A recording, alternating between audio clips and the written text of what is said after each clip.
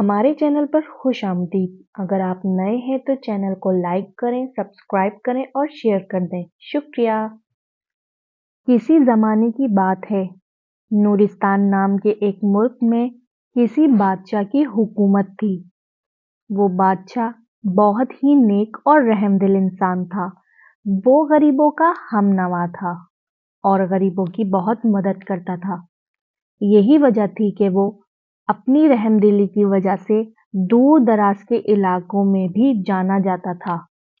لوگ اس کے پاس امداد لینے کے لیے آتے تھے اور وہ بھی کسی کو خالی ہاتھ اپنے محل سے واپس جانے نہیں دیتا تھا۔ اسی ملک کے ایک جنگل میں ایک غریب چرواہا رہتا تھا۔ اس کی 2 نوجوان بیٹیاں تھیں۔ وہ دونوں بہت ہی زیادہ خوبصورت تھیں۔ پہلے تو چرواہا کی بیوی زندہ تھی اور وہ ان دونوں بچیوں کا بہت خیال رکھتی تھی۔ جب چرواہا کام کے سلسلے میں اپنی جھوپڑی سے باہر ہوتا تھا تب وہ ان کے پاس ہوتی تھی۔ مگر ایک دن وہ ایک نامعلوم بیماری میں مبتلا ہو گئی۔ چرواہے نے اپنی استطاعت کے مطابق اس کا علاج کروایا مگر اس کی بیماری کسی حکیم کو بھی سمجھ نہیں آ رہی تھی اور یوں چند دن بستر پر پڑے رہنے کے بعد وہ خالق کی حقیقی سے جا ملی۔ چرواہے کو اس کی موت کا صدمہ تو تھا ہی مگر اس کے ساتھ اسے یہ بھی پریشانی تھی کہ اس کی بیٹیوں کا کیا ہوگا۔ وہ ان دونوں کو جنگل میں یوں اکیلا چھوڑ کر کام پر بھی نہیں جا سکتا تھا۔ وہ جلد سے جلد اپنی بیٹیوں کو اپنے گھر کا کر دینا چاہتا تھا کیونکہ اس کی بیٹیاں بہت ہی زیادہ خوبصورت تھیں۔ جو انہیں دیکھتا وہ دیکھتا ہی رہ جاتا تھا۔ اس غریب چرواہے نے اور اس کی بیوی نے ان کے حسن سے خیف ہو کر انہیں جیسے جھوپڑی میں چھپا کر رکھا تھا اور آج تک کسی بھی گاؤں کے فرد کی ان کے چہرے پر نظر نہیں پڑی تھی۔ یوں تو گاؤں میں امن و سکون تھا، سب لوگ بہت ہی اچھے تھے مگر پھر بھی انسان کی نیت بدلتے دیر نہیں لگتی۔ چرواہا اسی پریشانی میں مبتلا تھا۔ اس نے اپنے کئی جاننے والوں سے اپنی بیٹی کے رشتے کی بات کی مگر کہیں بھی بات نہیں بن پا رہی تھی۔ پھر اس نے ایک غریب بڑھیا کو اپنے جھوپڑی میں رہنے کے لیے رضامند کر لیا۔ وہ بڑھیا اجرت پر ان کی بیٹیوں کے ساتھ رہنے کے لیے رضامند ہو گئی اور جب چرواہا واپس آتا تو وہ بڑھیا وہاں سے چلی جاتی۔ ایک طرف چرواہے کو اطمینان تھا کہ اس بڑھیا کی موجودگی میں اس کی بیٹیاں محفوظ ہیں مگر ایک دن چرواہا گھر معمول سے جلدی آ گیا اور اس نے دیکھا کہ اس کے جھوپڑی کے پاس 3 اجنبی کھڑے تھے اور ان کے پاس ایک بگھی تھی۔ وہ زبردستی ان کی بیٹیوں کو اپنے ساتھ لے جانے کی کوشش کر رہے تھے۔ چرواہے کے پاس ایک ڈنڈا تھا جس سے وہ اپنے جانوروں کو بھگاتا تھا۔ وہ اسی ڈنڈے سے ان پر چڑھ پڑا۔ اس کی دیکھا دیکھی اس کی بیٹیوں میں بھی ہمت آ گئی اور وہ بھی اپنے پاس رکھے ہوئے ڈنڈے اٹھا کر ان کی پٹائی کرنے لگیں۔ وہ تینوں وہاں سے اپنی جان بچا کر بھاگے۔ تب چرواہے کو پتہ چلا کہ وہ بڑھیا دراصل مکار تھی۔ اس کا دل بے ایمان ہو گیا تھا۔ وہ اس کی بیٹیوں کو بیچ کر پیسہ حاصل کرنا چاہتی تھی۔ چرواہے کو اس بات پر شدید غصہ تھا اور وہ اس صدمے میں مبتلا تھا کہ اگر اسے آنے میں دیر ہو جاتی تو نہ جانے اس کی بیٹیوں کا کیا مستقبل ہوتا۔ وہ اس بڑھیا کو لے کر بادشاہ کے پاس آ گیا اور سارا ماجرا اس سے بیان کیا۔ بادشاہ نے بڑھیا کو جیل میں ڈال دیا۔ یہ اس کے گناہ کی سزا تھی تاکہ کوئی دوسرا انسان ایسا کرنے کے بارے میں نہ سوچے۔ چرواہے نے بادشاہ سے اپنی مجبوری کا ذکر کیا کہ اس کی 2 نوجوان بیٹیاں ہیں جو جھوپڑی میں اکیلی رہتی ہیں اور ان کی دیکھ بھال کرنے کے لیے کوئی بھی نہیں ہے۔ جب تک ان دونوں کی کہیں شادی نہیں ہو جاتی मुझे इनकी तरफ से फिक्र लगी रहेगी। बादशाह ने इस बात को सुनकर कहा, तुम बेफिक्र होकर अपनी बेटियों को इस महल में ला सकते हो और जब वापस जाओ तो इन्हें यहाँ से ले जा सकते हो। बूढ़े ने बादशाह सलामत का शुक्रिया अदा किया और वो वापस अपनी झोपड़ी में चला गया। और फिर इसकी दोनों बेटियों ने जब ये सुना कि वो दोनों महल में जाकर रहेंगी तो वो दोनों बहुत खुश हुई। बड़ी बहन जिसका नाम अकीला था वो अपने नाम की तरह ही अक्लमंद और अच्छी खासी चालाक थी। और छोटी बहन का नाम अतीका था। वो कदरन कम गो और भोली भाली फितरत की मालिक थी। हुस्न और खूबसूरती में दोनों ही बहनें एक जैसी थीं। जब से अकीला को पता चला कि वो महल जाकर रहेगी, तब से ही इसके जहन में ये बात गर्दिश कर रही थी। अगर वो किसी तरह से बादशाह सलामत की नज़र में आ जाए और इनके दिल में अपने लिए पसंदगी के जज्बात पैदा कर ले, तो वो हमेशा के लिए इस महल में मलिका बन के रह सकती है। यही सोचते सोचते वो सो गई। अगले ही दिन जब वो दोनों वहाँ पर गईं तो अकीला अपने इस मंसूबे पर अमल दरामद करने के बारे में सोचने लगी। मगर इसे ऐसा कोई मौका हाथ नहीं आया। जनाना खाने की तरफ बादशाह सलामत नहीं जाते थे। वो महल की कनीजों से भी हया करते थे। ऐसे में बादशाह सलामत के सामने जाना और अपने लिए इनके दिल में पसंदीदगी के जज्बात पैदा करना आसान काम नहीं था। अकीला को अब मायूसी का सामना करना पड़ रहा था। एक दिन जनाना खाने में एक बहुत बड़ा सांप आ गया। अतीका थोड़ी डरपोक थी और उसे सांप से बहुत ज्यादा खौफ आता था। जब इसने अपनी आंखों से इस काले बड़े सिया सांप को देखा तो वो शोर मचाते हुए एक जानिब भागने लगी और भागते भागते शाही दरवाजे के पास पहुंच गई। भागते हुए इसका सांस फूल रहा था और चेहरा बुरी तरह से सुर्ख हो रहा था। बालों की शरारती लठें इसके चेहरे के आसपास बिखरी हुई थीं। इस पल बादशाह सलामत की सवारी महल में दाखिल हुई।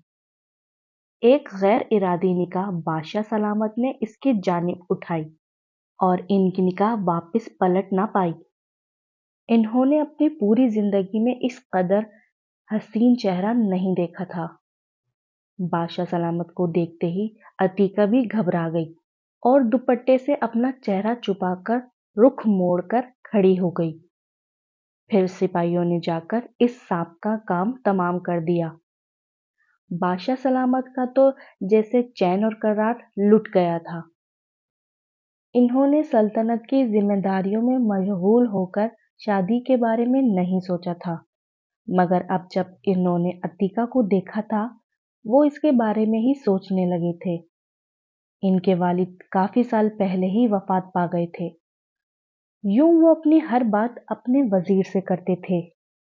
ये मामला भी उन्होंने अपने वजीर के सामने रखा तो उसने कहा कि वो पता करके बताता है कि वो लड़की कौन थी। फिर इसने शाम को ही बादशाह सलामत को बता दिया कि वो लड़की इसी गरीब चरवाहे की बेटी थी। फिर इसी वजीर ने ही चरवाहे तक बादशाह सलामत की शादी का पैगाम पहुंचाया। ये सुनते ही अकीला जैसे खुश हो गई। जब उसे पता चला कि ये पैगाम इसके बजाय इसकी छोटी बहन के लिए आया है तो वो हसरत से जल भुन कर रह गई। इसके जलने कुड़ने से भी कुछ नहीं हो सकता था। तकदीर में जो लिखा था वो होकर रहा। इसके बाद अतीका रुखसत होकर महल आ गई और अब वो इस महल की मलका बनकर रह रही थी। अकीला को अपनी सगी बहन से ही हसद और नफरत महसूस हो रही थी। भला ऐसे कैसे हो सकता था? जैसी जिंदगी गुजारने के बारे में मैंने सोचा था वो जिंदगी इसके बजाय इसकी छोटी बहन गुजार रही थी। आग थी कि कम होने के बजाय बढ़ती जा रही थी। वो इतनी जल्दी हार मानने वालों में से नहीं थी। इसने फैसला किया कि वो जल्द ही छोटी बहन का पत्ता साफ करेगी। اور خود اس محل کی رانی بن کر رہے گی۔ غریب چرواہا عقیلہ کی بھی شادی کر دینا چاہتا تھا، مگر عقیلہ نے صاف شادی سے انکار کر دیا کہ وہ ابھی شادی نہیں کرنا چاہتی۔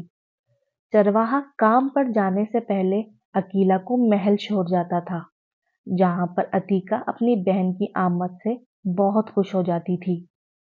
عقیلہ بھی اپنے چہرے پر مصنوعی مسکراہٹ سجائے ہوئے اس کے دل میں زہر بچھائے انتقامی کارروائی میں مصروف رہتی تھی۔ عقیلہ ہر وقت اسی سوچ میں مشغول رہتی تھی کہ وہ کس طرح سے بادشاہ سلامت سے عتیقہ کو دور کر سکے۔ اسی دوران ایک غریب سپیرا جنگل میں راستہ بھٹکتا ہوا اسی غریب چرواہے کی جھونپڑی میں جا پہنچا۔ رات کا سمے تھا اور وہ سپیرا کافی بوڑھا اور بیمار تھا۔ ان دونوں کو اس پر ترس آ گیا اور اسے جھونپڑی میں رات گزارنے کی اجازت دے دی۔ چرواہا رات کے دوسرے پہر ہی نیند کی آغوش میں چلا گیا تھا۔ تبھی عقیلہ نے باتوں باتوں میں اس سپیرے سے ایک ایسا راز پوچھ لیا جس سے وہ اپنی منزل پا سکتی تھی۔ اب عقیلہ پہلے سے زیادہ پر امید اور پرجوش ہو گئی تھی۔ وہ جلدی سے جلدی اگلی صبح کا انتظار کرنے لگی تھی۔ جیسے ہی صبح کی سفیدی ہر طرف نمودار ہونے لگی، ابھی سب لوگ سوئے ہوئے ہی تھے، وہ جلدی سے جھونپڑی سے باہر نکلی اور اپنی مطلوبہ چیز تلاش کرنے لگی۔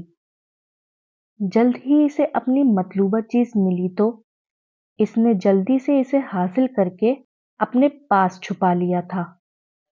جب وہ دوبارہ جھونپڑی میں واپس آئی تو وہ دونوں سو رہے تھے۔ پھر اس نے محل جا کر ایک پیسٹ بنا کر عتیقہ کی اشیاء میں شامل کر دیا، جنہیں وہ اپنی خوبصورتی کی حفاظت کے لیے استعمال کرتی تھی۔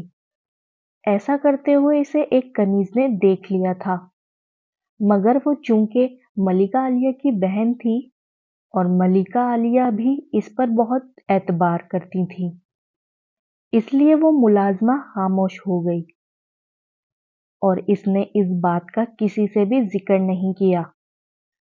کچھ دن ہی گزرے تھے کہ عتیقہ کو اپنی جلد جلتی ہوئی محسوس ہونے لگی۔ وہ سمجھنے سے قاصر تھی کہ اس کے ساتھ کیا ہو رہا ہے۔ پھر دیکھتے ہی دیکھتے اس کے منہ پر چھالے نما دانے بنتے گئے اور اس کا چہرہ بگڑنے لگا۔ بادشاہ سلامت نے کئی حکیموں کو اپنے محل میں بلایا اور ملکہ عالیہ کا علاج کرنے کو کہا، مگر کسی کو بھی ملکہ عالیہ کی بیماری سمجھ میں نہیں آ رہی تھی اور رفتہ رفتہ ان کا چہرہ بھی بگڑتا جا رہا تھا اور ان کی خوبصورتی جیسے مانند ہو گئی تھی۔ عتیقہ کو اس بات کا ڈر تھا کہ بادشاہ سلامت اس کو چھوڑ کر کسی اور سے شادی نہ کر لیں۔ ایک دن بادشاہ سلامت اس سوچ وچار میں مگن تھے کہ ان کے پاس ایک کنیز آئی اور ان سے جان کی امان لے کر وہ بات انہیں بتا دی جو اتنے دنوں سے وہ سب چھپا رہی تھی۔ بادشاہ سلامت نے اس کی بات کو بغیر سنے یہ فیصلہ کیا کہ وہ اس معاملے کی خود تحقیقات کریں گے۔ وہ بھی پچھلے کافی دنوں سے اس بات پر غور کر رہے تھے کہ عقیلہ ان کے بہت آگے پیچھے پھرنے لگی تھی، ہر وقت ان کی نظروں میں آنے کی کوشش کر رہی تھی۔ بادشاہ سلامت اس کے سارے ناز و انداز سمجھ رہے تھے، مگر عتیقہ کی بیماری میں عقیلہ کا ہاتھ ہے، یہ ان کے وہم و گمان میں نہیں تھا، اور اب وہ اس بات پر غور کرنے لگے تھے کہ یقیناً اس میں کہیں نہ کہیں عقیلہ کا ہاتھ ضرور ہے، اور عقیلہ سے وہ سختی سے بات بھی نہیں کر سکتے تھے کیونکہ ان کے پاس کسی بات کا کوئی ثبوت نہیں تھا۔ ملکہ عالیہ اپنی بہن سے بہت زیادہ محبت کرتی تھی اور وہ ان پر بہت زیادہ اعتماد بھی کرتی تھی۔ وہ کبھی بھی اپنی بہن کے ساتھ سختی سے پیش آنے کی اجازت نہیں دیتی، اس لیے بادشاہ سلامت نے اس معاملے کو دوسری طریقے سے حل کرنے کے بارے میں سوچا اور انہوں نے عقیلہ کے ساتھ اپنا رویہ بہتر بنا لیا۔ चंद दिन के बाद ही अकीला अपने मुद्दे पर आ गई थी। बादशाह सलामत का अकीला की तरफ झुकाव देखकर कनीजों में चहमगोइयां होने लगी थी। ये बात मलिका आलिया के कानों तक भी पहुंच गई। इन्हें इन अफवाहों पर यकीन नहीं था। इन्हें अपने शौहर और अपनी बहन पर यकीन था। वो जानती थी कि इनके शौहर कभी इनको नहीं छोड़ सकते, मगर जब इनकी आईने पर नजर पड़ती तो इनका दिल दहल जाता था, क्योंकि अब वो बहुत बदसूरत लगने लगी थी और सोच में पड़ गई। कहीं इनकी बदसूरती की वजह से ही तो बादशाह सलामत का दिल इनकी तरफ से वजन तो नहीं हुआ। दूसरी जानिब बादशाह सलामत ने अकीला को शीशे में उतार लिया था और एक दिन इससे बातों बातों में कहा, खुदा न खास्ता आपके साथ भी ऐसा मामला बन गया जैसा आपकी बहन के साथ हुआ, तो मैं क्या करूंगा। इनकी बात सुनकर अकीला हंसी और इन्हें कहा, ऐसा कुछ नहीं होगा। अगर ऐसा हुआ भी तो मेरे पास इसका इलाज है। ये सुनकर बादशाह सलामत चौंक पड़े और समझ गए कि यकीनन मलिका आलिया के साथ अकीला ने ही कुछ किया है, और वो ये भी जानते थे कि अकीला इस बात को कभी नहीं मानेगी। इसलिए उन्होंने एक सिपाही को इसकी झोपड़ी में भेजा और वहां की तलाशी लेने को कहा। वहां से चंद अजीबोगरीब जड़ी बूटियां मिली। बादशाह सलामत ने वो जड़ी बूटियां हकीम को दिखाई। हकीम को सारा मामला समझ में आ गया। वो समझ गए कि मलिका आलिया पर कौन से जहर का असर किया गया है और इसका तर्याक क्या है। अब जब मलिका आलिया की बीमारी समझ आ गई तो इसका हल भी शाही हकीम को समझ आ गया। इसने जल्दी से इस बीमारी का हल ढूंढ लिया और फिर चंद दिनों के इस्तेमाल से ही मलिका आलिया का चेहरा साफ होना शुरू हो गया था। ये देखकर अकीला परेशान हो गई, क्योंकि इससे सपेरे ने कहा था कि जब तक इस बीमारी का सही इलाज ना किया जाए चेहरा दिन ब दिन बिगड़ता ही जाएगा। मगर अतीका तो दिन ब दिन ठीक हो रही थी। ये सब कुछ क्या था? इसने फिर अब इस जहर की ज्यादा मिकदार ली और जब वो इनकी अशिया में वो जहर मिला रही थी तब अचानक से ऊपर से बादशाह सलामत और मलिका आलिया पहुंच गए और इसे रंगे हाथों पकड़ लिया। अब अकीला के पास अपनी बात से मुकरने का कोई जवाब बाकी नहीं रहा। इसने बात को फेरने की बहुत कोशिश की, मगर मलिका आलिया ने सब कुछ अपनी आंखों से देख लिया था। अब वो कभी भी इसका यकीन नहीं कर सकती थी। यूं अकीला को सबके सामने शर्मिंदा होना पड़ा और इसने अपनी बहन से माफी मांगी। मगर अब क्या हो सकता था? जो इसने अतीका को तकलीफ पहुंचाई थी और इनके शौहर को छीनकर खुद इनके साथ शादी करना चाहती थी, इस वजह से अतीका का दिल इससे कभी साफ नहीं हो सकता था। बादशाह सलामत ने इसे महल से निकाल दिया और अपने एक गरीब बावर्ची से इसकी शादी कर दी।